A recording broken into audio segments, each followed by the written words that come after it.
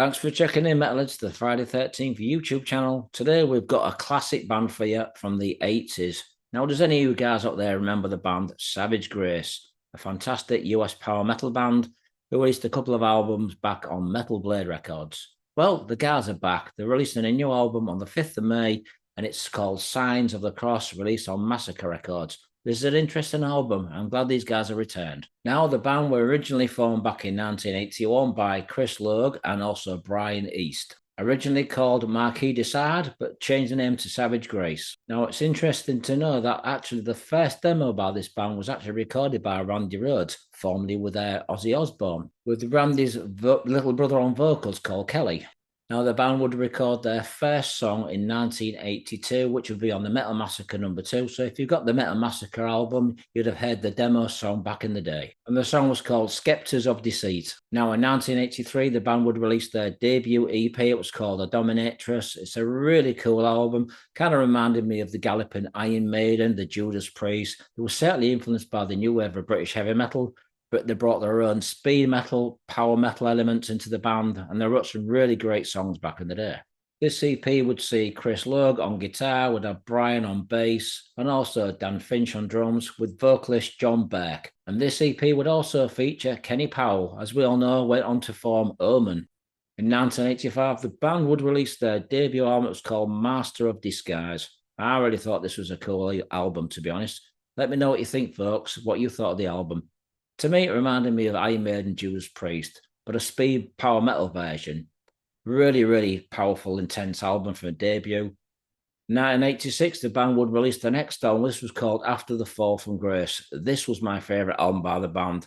Every song on this album shined through. Really strong album. Still an epic album today and a masterpiece. So you're asking me now, who's in the band? Well, we've got Gabriel Colón on vocals.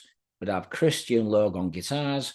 We'd have Fabio Carito on bass guitar, and we'd have Marcus Dotta on drums. Now, Marcus didn't appear on two songs, which would be track number 1 and track 4.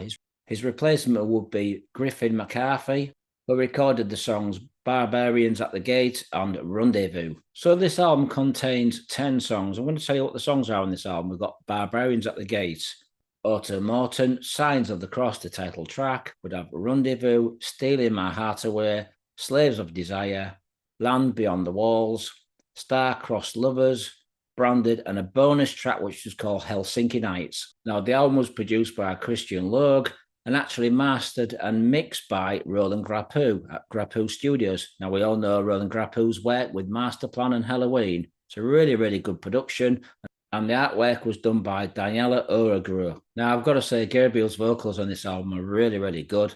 A lot of Rob Halford in there, a lot of screaming, a lot of powerful vocals.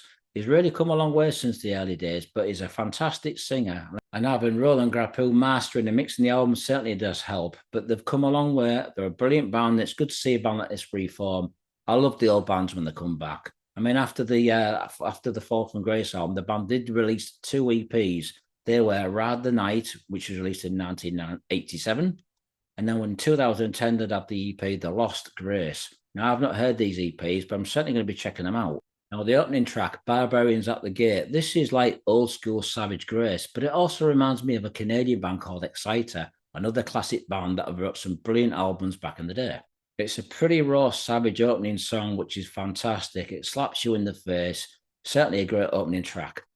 Now, the next song, Auto Morton, is a really good song. It's got the Savage Grace vibe, like I said. It's got Exciter in it, but it also reminds me of a band called Abattoir, who released 2 albums, Only Safe Place and Vicious Attack. In places, I also hear some really good twin guitar in here. Kind of reminds me of KK Downing, Glenn Tipton. So the old Judas Priest, like Sad Wings of Destiny, Stay in Class, that really does shine through in places on this album. Sounds of the Cross is another great song. Like I said, it does have elements of all the old school bands. This song in particular does have the twin vibe of KK Downing and Glenn Tipton. Next song is called Rendezvous. This is a pretty good song. It's probably not the strongest song on the album. It's a little laid back, a little different approach, but it's still a good song. Now, the next song I have, Stealing My Heart. This is really cool. It kind of reminds me of 2 bands, Queensryche and Fifth Angel, 2 classic bands with a total Glenn Tipton and KK Downing off-spin guitar solos. Works really well for this song. Next song is Slave of Desire. I really like this song. This is a really powerful song, really heavy, really full of energy. Vocals are fantastic. Music really does shine through. And in places, it kind of reminds me of another American band called Heretic. The next song is called Beyond the Walls. This is a pretty cool song, actually. It reminds me, especially on the vocals, of James Riviera from Hellstar. In fact, I even thought it was James Riviera singing it. But it's a really good song. If you're a fan of Hellstar like I am, mixing elements of Hellstar, Omen, Liege Lord, all them type of bands, they're around at the same time. And it's great to see him come back with a solid, strong album. There's a hell of a lot of Judas Priest and Iron Maiden in this album, just a more fresher American power metal vibe to it. But fans of Judas Priest and Iron Maiden, you're really going to like this. Check this album out. I really do think it's a strong comeback album. So this is a brilliant album. Like I say, I've given you a rundown of the album pretty much. The album is called Sign of the Cross by Savage Grace, and it's released on the 5th of May on Massacre Records. I'm going to give this 4.5 out of 5, and I'm looking forward to interviewing the band very soon. So if you're a fan of old school metal, especially power metal from the US, well done, guys. Good to see you back. Thanks for watching, Metalheads. Be safe.